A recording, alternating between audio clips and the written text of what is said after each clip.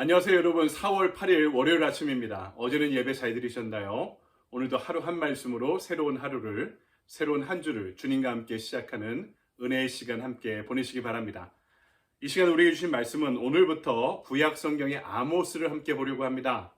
아모스 1장 1절과 2절의 말씀 제가 봉독해 올립니다.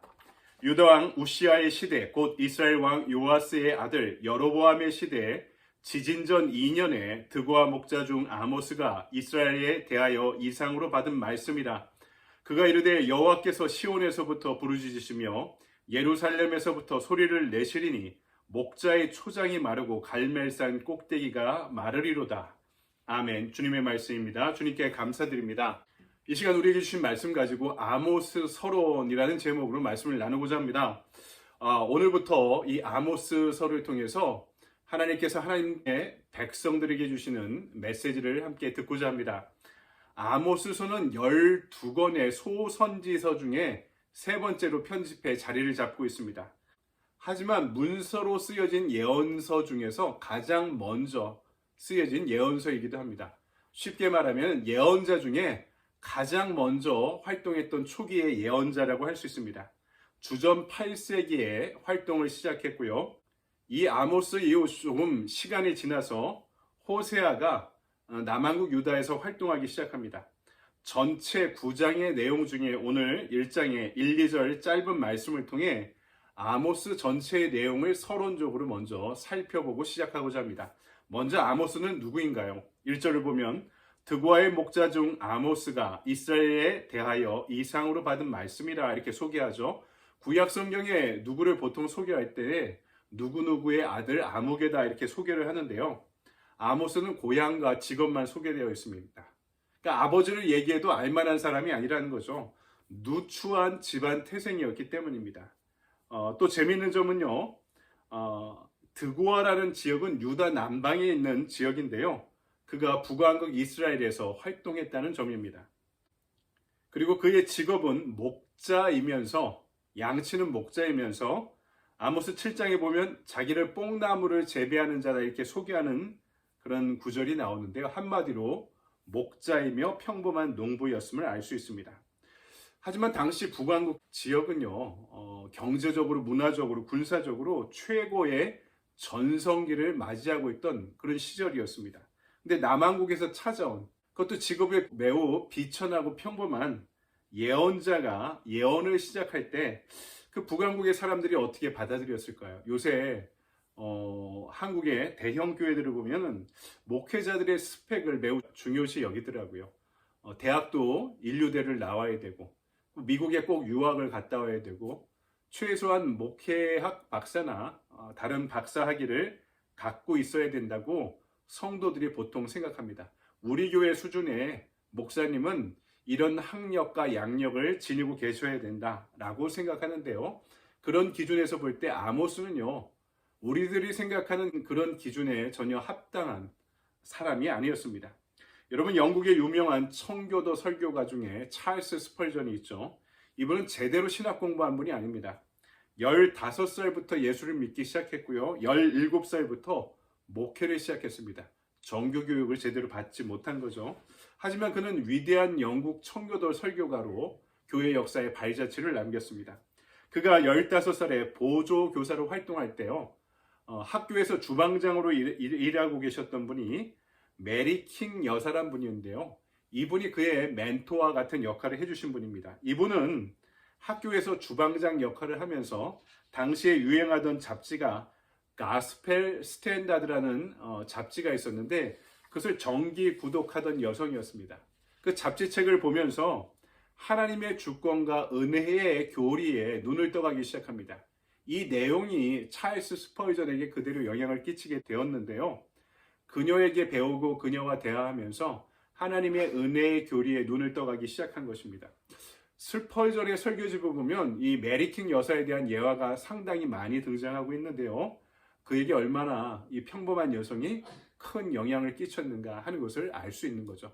스펄전도요, 이 메리킹도요, 제대로 공부한, 신학을 공부한 사람이 아니었습니다. 심지어 이 메리킹 여사는 잡지를 보면서 그의 신앙을 형성시켜 갔는데요. 또 공부를 제대로 못했던 스펄전에게 본인의 지식을 그런 식으로 전수하기도 했던 것입니다. 미국의 근대 대각성 운동에 가장 지대한 영향을 끼친 부흥사를 우리 보통 무디라고 합니다.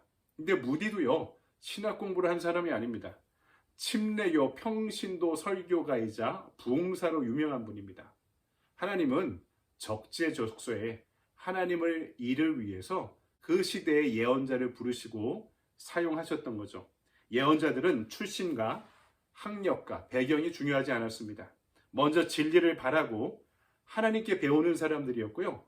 하나님의 명령이라면 칼날 위에라도 서고자 했던 그런 사람이었던 것이죠. 자신의 신분이 미천한데 거기다가 적성국이었던, 당시 남한국 유다의 적성국이었던 북왕국 이스라엘의 한복판에서 예언을 감행했던 아모스, 그는 하나님의 영에 사로잡혔던 하나님의 사람이었던 것이죠. 오늘 내가 하나님의 일을 하기 위해 필요한 것도 이것입니다.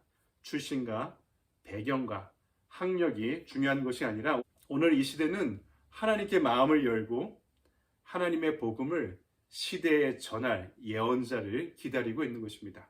두 번째, 오늘 말씀을 통해 우리가 살펴볼 것은 당시 북왕국은 어땠는가 하는 것입니다. 아모스가 예언하던 당시 북왕국은 여로보암 2세가 다스리던 시대였습니다. 예언을 받아야 하는 이스라엘도 하나님의 선택받은 민족이고 하나님의 나라였습니다. 그런데 그들에게 왜 예언이 필요했을까요? 먼저 당시 이스라엘은요, 최대의 전성기라고 말씀드렸죠. 경제적으로 매우 부유한 시대였습니다. 아모스 6장을 보니까 당시 귀족들이요, 상아로 만든 침대에 누웠다, 포도주를 대접에 부어 마셨다, 이렇게 기록하고 있습니다. 그만큼 잘 살았다는 거죠. 하지만 이 시대 부유함의 가장 큰 문제점은요, 가진 자들이 없는 자들을 쥐어짜면서 그들의 부를 착취하는 데 있었습니다. 이 시대의 부자들은 점점 부유해지고 있고 중산층은 몰락하기 시작하던 시대였습니다. 특권층은 여름과 겨울에 궁을 나누어 지어서 살았습니다. 날이 더우면 여름 궁전에 가서 쉬었고요, 날이 추우면 또 겨울 궁전에 따뜻한 지역에 가서 쉬었던 것입니다. 가난한 사람들에게서 신 한 켤레를 주고 그들을 노예로 살 정도로 중산층이 몰락하고 가난한 자들에 대한 경제적 착취가 극에 달하던 시기가 바로 이 주전 8세기 북왕국 이스라엘의 어두운 모습이었던 것입니다. 아모스 선지자는 이렇듯 특별히 사회 경제적인 불평등에 대한 예언을 많이 했습니다. 한국의 민주화 과정에서도요, 특별히 교회 강단에서 가장 관심 있게 말씀을 선포했던 이 성경책이 구약성경 아모스서였습니다. 아모스의 주된 관심이 사회 정의의 문제였기 때문입니다. 하지만 더 큰 이스라엘의 문제점은 영적인 타락에 있었습니다. 이스라엘 백성이 예배를 안 드렸을까? 아닙니다. 그 어느 때보다도 제사가 풍요롭게 이루어지던 시대입니다. 제사를 열심히 드렸고 심지어 11조도 열심히 드렸다, 아모스서에 기록되어 있습니다. 단과 베델에 가서 열심히 제사를 사람들이 드렸습니다. 하지만 그들의 제사는 타락했고 부패한 예배였다는 것이 문제의 핵심이었죠. 무엇이 문제였나? 순종하지 않은 제사를 하나님께서 역겨워하신다고 아모스서를 통해 계속 말씀하고 계십니다. 예배는 잘 드렸지만 윤리적으로 부패했고 어려운 사람들을 괴롭혔고 국가는 그 정치가 아니랬습니다. 예언자의 시각에서 그것은 경건으로 포장된 이방 종교에 불과했다는 것입니다. 이에 대한 하나님의 반응은 무엇입니까? 2절을 볼까요? 그가 이르되 여호와께서 시온에서부터 부르짖으시며 예루살렘에서부터 소리를 내시리니 목자의 초장이 마르고 갈멜산 꼭대기가 마르리로다. 여호와께서 시온과 예루살렘에서 부르짖는다? 이게 무슨 뜻인가요? 여기서 나온 부르짖는다는 히브리어 단어는요, 사자가 어흥하고 포효할 때 사용하던 단어입니다. 사자는 먹이를 잡기 전에는 아주 은밀하게 움직이죠. 하지만 잡고 나면 어흥하고 포효하면서 주변에 있는 근처에 있는 동물들에게 오지 말라고 경고하는 것입니다. 이스라엘이 지금은 잘 먹고 잘 살고 있고 잘 나가고 있지만 하나님께서 사자가 발톱으로 먹이를 쥐어잡고 계시듯이 이제 그들을 심판하시겠다는 것입니다. 그러면 목자의 초장도 갈멜산도 그들이 제사 드리는 제사의 장소도 다 생명력을 잃고 마르게 될 것이다. 이렇게 예언하고 있죠. 오늘 우리는 두 가지를 기억해야 됩니다. 첫 번째, 예배 드리는 자세를 새롭게 해야 됩니다. 두 번째, 나의 삶에 더럽고 추악한 것이 있으면 끊어내고 바르고 경건하게 살아야 됩니다. 이 두 가지를 오늘 아모스는 전하고 있죠. 여러분, 아모스가 예언을 시작한 것이 주전 755년이었습니다. 그리고 북왕국 이스라엘이 멸망한 게, 아수르에 의해서 멸망한 게 주전 721년이었습니다. 불과 34년 만에 나라가 멸망해 버린 것입니다. 이 34년 동안 북왕국 이스라엘에서는 왕이 6번이나 갈리게 되었고요. 그리고 나서 이 정치적인 아노미, 영적인 아노미 상태에서 외적의 침략에 의해 지상에서 영영이 멸망한 나라가 되고 맙니다. 그러므로 오늘 우리는 아모스가 우리에게 주는 이 통렬한 이 메시지에 귀를 기울여야 됩니다. 지금은 잘 살고 있다고 하지만 중산층이 점점 사라지고 있는 이 경제적인 불평등의 시대, 미국에서 경제적 불평등이 빈부의 차이가 가장 큰 시기가 미국의 경제적 공황의 시기였는데요. 지금은요, 통계에 따르면 그 시대보다 경제적인 불평등이, 빈부의 차이가 더 큰 시대가 되었다고 이야기하고 있습니다. 이 경제적인 불평등, 사회 정의의 문제가 우리에게 중요한 이슈가 된 것입니다. 그리고 제사의 열심은 있어도 순종의 믿음이 줄어드는 시대에 오늘 우리가 아모스를 함께 묵상하기 시작하면서 오늘 우리의 예배가 살아나고 순종이 살아나는 신앙의 길을 걷게 되기를 주님의 이름으로 간절히 축원드립니다. 아멘. 적용의 질문을 볼까요? 공의의 하나님 앞에서 이 시대가 심판을 피하기 위해 버려야 할 죄악은 무엇입니까? 하나님께서 보내신 나의 자리에서 오늘 내가 예언자처럼 감당해야 할 사명은 무엇입니까? 빈부의 차이가 있는 사회 구조적인 문제, 또 지구온난화의 심각한 문제, 전쟁과 평화의 문제, 이 사회에 여러 가지 어려움들이 있죠. 여기서 나를 하나님께서 이 시대 예언자로 보내시면 내가 해야 될 사명이 무엇인가? 오늘 적용의 질문이 묻고 있습니다. 액션 플랜입니다. 온전한 정치를 위해 참여하기에. 영주권을 갖고 계신 분들은 한국의 선거에 투표를 참여하시고, 미국의 시민권자들 중에 한국 분들이 특별히 투표를 많이 안 하시는데요.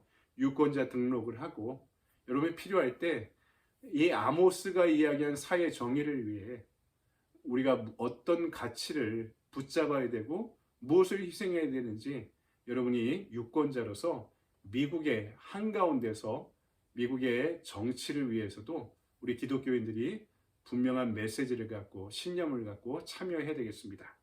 여러분, 오늘 주신 말씀 붙잡고 오늘도 좋은 하루 보내시기 바랍니다. 감사합니다.